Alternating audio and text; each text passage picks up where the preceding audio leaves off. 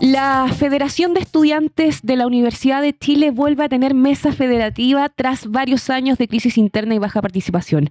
En las últimas elecciones, más de 18.000 estudiantes participaron del proceso, alcanzando un 49,1% del padrón, cifra que permitió reactivar formalmente la organización estudiantil más influyente de la historia política chilena.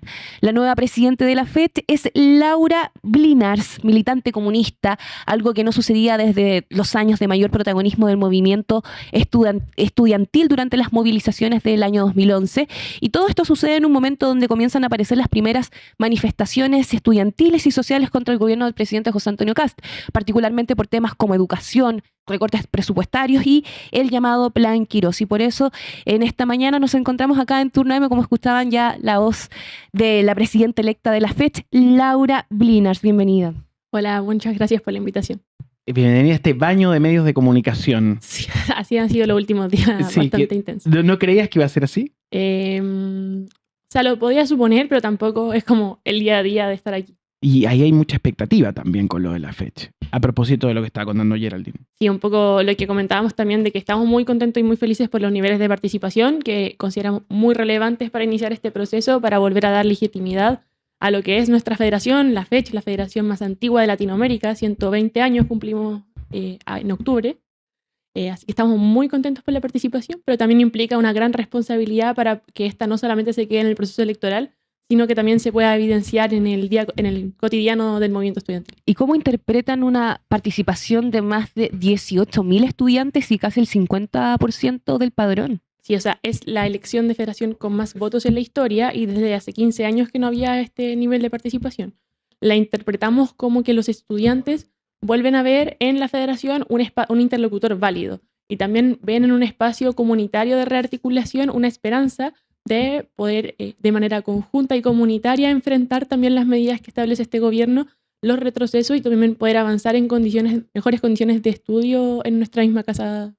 Y en ese sentido, cuando uno hace campaña va detectando necesidades o te van planteando cosas. ¿Qué leíste de la comunidad estudiantil, de sus padres, de los grupos de trabajo respecto a lo que sienten en torno a la administración actual?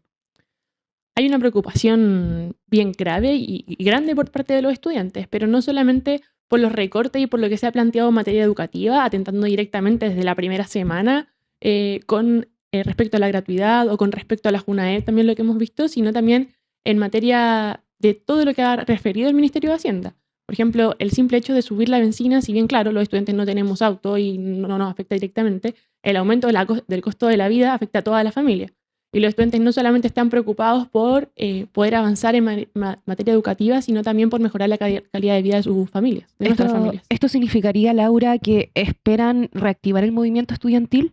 Por supuesto, o sea, creemos que es un gran primer paso el tema de la elección, también las movilizaciones que hemos visto convocadas por otras federaciones, por el mismo Confech, por los compañeros secundarios también, y creemos que ahí la FECH vamos a jugar un rol muy relevante en el poder rearticular, en el poder trabajar en conjunto, transversalizar las demandas y aportar también desde la movilización, porque este miedo que plantea el gobierno sobre que las movilizaciones están mal o se quiere hacer se pone en tela de juicio, para nosotros las movilizaciones son parte de la democracia chilena y siempre han jugado un rol clave en la transformación. ¿Pero no temen que el gobierno de Kast, como el de Milei, aproveche estas movilizaciones para instalar un enemigo país a las medidas que Chile le encargó con su elección? O sea, sería preocupante que el presidente de la República establezca a los estudiantes como sus enemigos, siendo que debería poder plantear medidas para poder trabajar en pos de fortalecer la educación pública, en de no retroceder, como sus promesas de campaña también lo decía, en derechos sociales, pero lamentablemente ya desde el día 1 vemos que no es así.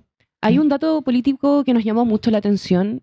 Al igual que en el año 2011, la FECH vuelve a ser encabezada por una militante comunista. ¿Cómo lees este simbolismo? Sí, igual la última federación también fue encabezada el año 2024 por una compañera también de la J.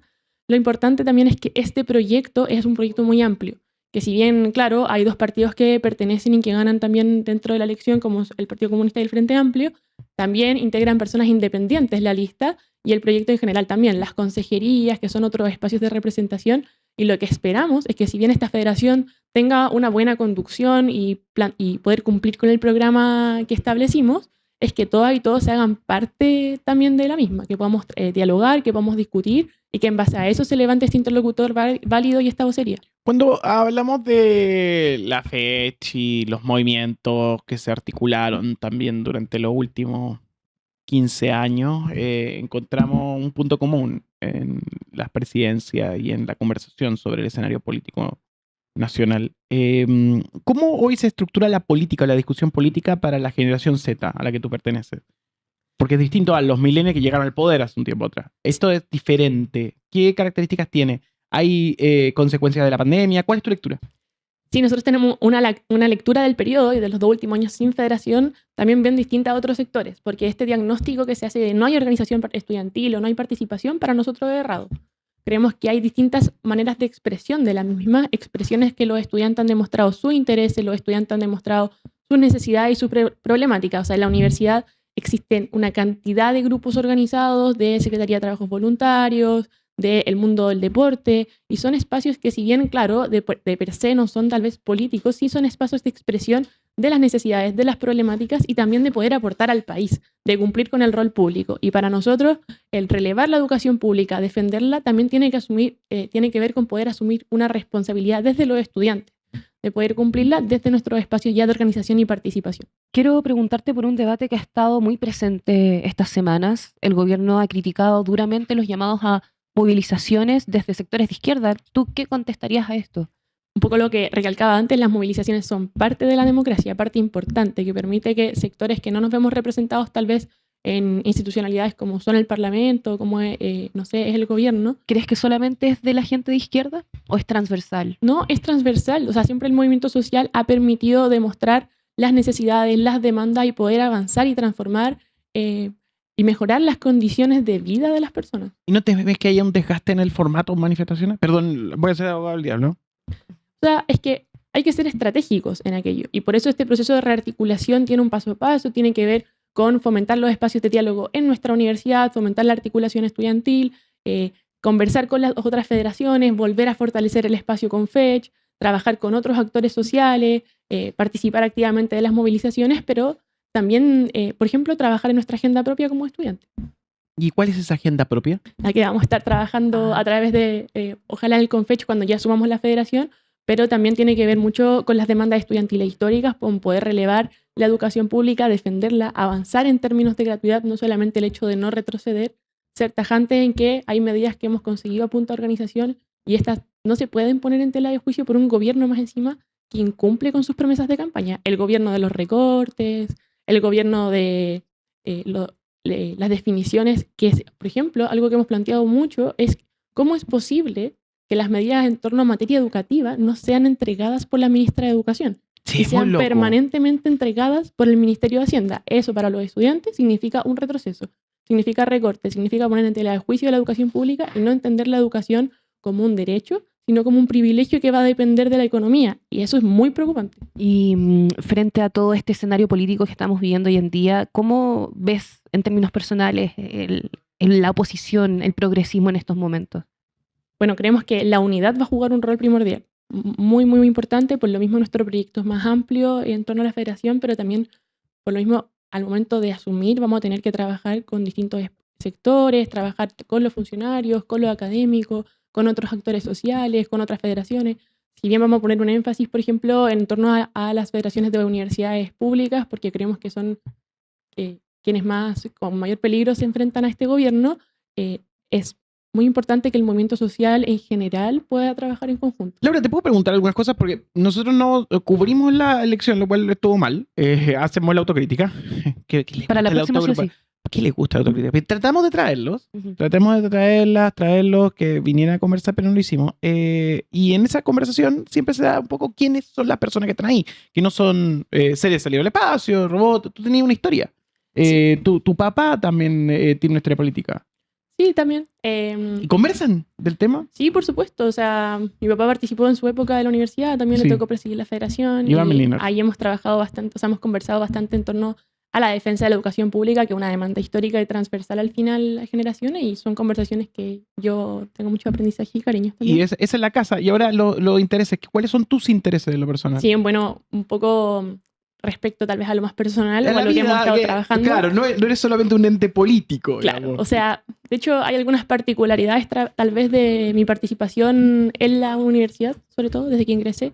Si bien participé del Centro Estudiante de Plan Común porque estudio ingeniería en la facultad en Buche. Sí. También durante el año pasado con un grupo de estudiantes seleccionados de la universidad, yo juego fútbol por la selección de la Chile, le volvimos a rearticular lo que es el CDE, el Centro Deportivo de Estudiantes. Es un espacio que se dedica a poder fortalecer, a trabajar distintos ámbitos desde el deporte en la comunidad universitaria. De hecho, cerca de 4.000 estudiantes de la universidad realizan por lo menos 3 veces a la semana deporte. Hay más de 700 seleccionados, hay muchos seleccionados universitarios, hay muchos seleccionados nacionales. Y hicimos varios avances en torno a cómo el deporte incide en la comunidad universitaria, cómo poder también avanzar en garantías académicas, esta doble carrera también que tienen muchos deportistas. Sí. Y el CDE ahora está articulándose, y de hecho existen CDEs ahora en casi todas las facultades de la O universidad. sea, juegas fútbol. Sí, juego fútbol. Ese es tu pasatiempo. Ahora sí, ahora es mi pasatiempo. Sí. ¿Tuviste otros pasatiempos? No, o sea, es que antes dedicaba más tiempo al fútbol. Mira. Sí, mucho tiempo. Jugaba de cadete más chica, después en la universidad dejé de jugar y me entré a la selección a Hijas de Bello, que se llama. Mira, estamos junto a Laura Milner conociéndola y va a ser una activa participante de los debates públicos. Hablas muy bien. Eso también te halaga mucho. Hay en este momento funcionarios que no hablan de corrido, lo tuyo es notable. Y estamos muy contentos por tenerte. Oye, aprovechando que estamos haciendo un paso por la historia de vida de Laura, ¿te proyectas en la política de aquí en adelante? No, la verdad es que lo que yo he pensado mucho es en los objetivos que nos planteamos de forma conjunta. En los objetivos que, claro, que a cada uno le toca asumir un rol tal vez en ciertos periodos, pero lo importante es rearticular la federación primero como institución porque va a jugar un rol clave ahora, en los próximos 4 años y lo va a seguir jugando. Y han pasado 120 años y por algo la federación es la más antigua de Latinoamérica y la más conocida. ¿Y el contacto con las otras universidades se está dando? Sí, o sea, claro, recién no hemos asumido, pero sí ya hemos conversado, de hecho nos llamaron, nos fueron a ver el mismo día que ganamos la elección, distintas federaciones, sobre todo ya conversamos con Martina, la presidenta de la FEUC, con Andrea, la presidenta de la FEUSACH, se nos acercó el Alberto Hurtado y distintas otras dirigencias que también son vocerías del CONFECH y que estamos muy contentos que desde el día 1 haya tanta disposición a trabajar. Voy a hacerte la pregunta al millón. Hay mucha gente que dice, ¿cuándo va a haber movilización? ¿Tú proyectas alguna fecha o no tienes nada contemplado en ese sentido? Bueno, el día de ayer ya existió una movilización bien grande, en marzo existió otra, que ha sido convocada por la Confederación también y que esperamos que sigan ocurriendo de manera también organizada. ¿Y a qué llaman esas movilizaciones? ¿A qué llaman? A que los estudiantes podamos trabajar en conjunto con otros actores sociales en defensa de los derechos, que no puede ser que este gobierno, sin preguntarle a nadie, incumpliendo con las promesas de campaña, empiece a generar recortes y empiece a poner en tela de juicio distintas medidas que primero hemos conseguido en base a la organización y segundo, permiten mejorar las condiciones de vida de las personas. A nosotros nos parece inaceptable que con un alza al costo de la vida, más encima se estén planteando, por ejemplo, un recorte en la JUNAEV. O sea, es de las becas que da alimentación a la mayor parte de los niños y niñas de este país y también a la juventud. No puede ser que, por ejemplo, como dijo el presidente el otro día, no, es que trajo un pan, entonces no vaya a comer como se pierde plata. A nosotros nos parece demasiado preocupante y ahí es cuando los estudiantes de manera articulada vamos a tener que trabajar por tener una agenda propia y también por defender derechos conquistados. Mira, quiero aprovechar de tomar la palabra del chat, que acá hacen una pregunta muy buena y legítima para comenzar a comprender más cómo funciona también la política en la calle. Acá, por ejemplo, te pregunta Mati, ¿movilización es solo salir a la calle o hay otras alternativas? Nosotros lo hemos planteado y creemos que, de hecho, por lo mismo es importante fijarse en los contextos que estamos. No nos gusta tanto, por ejemplo, el hecho de la comparación de hace 15 años o con otras movilizaciones estudiantiles, porque nos debemos al contexto actual y nos debemos también a los estudiantes de este año, el 2026. Y por lo mismo creemos que hay diversas formas de expresión de movilización. Hay expresiones artísticas, deportivas, culturales, académicas, también el fomentar los mismos espacios de discusión dentro de las casas de estudio, el relevar el rol público, el poder vincularse con otros organismos, tal vez no solo desde la federación, sino también desde las mismas organizaciones más autogestionadas o propias de nuestro estamento. Cuando son las 9:03 a.m, queremos agradecer la presencia de Laura Mlinars para poder entender lo que está pasando. Y felicitarla también. Sí, sí. ¿Estás contenta? Estamos súper contentos, pero sobre todo por la participación. O sea, era nuestro primer desafío y más que logrado. Así que estamos contentos y asumiendo con una responsabilidad enorme. Así que vamos a estar atentos a lo que vaya sucediendo con respecto al movimiento estudiantil, que siempre ilumina y llama la atención a la hora de poder pensar la política en Chile. Muchas gracias, Laura. Muchas ¿Algún gracias a apunte usted. final? ¿Algo que venga en las próximas semanas después de esta gira de medios, este baño de medios de comunicación? Bueno, por supuesto, vamos a estar trabajando en todos los campus, en todas las facultades, sobre todo en nuestra misma universidad, vincularnos al tiro con otros actores, con los funcionarios, con los académicos. Creemos que la defensa de la educación pública, el poder avanzar en que sea gratuita, en que haya una garantía también, no solamente involucra a los estudiantes, sino que también tiene un efecto directo en todas las familias de Chile. Cuando son las 9:04 te agradecemos mucho.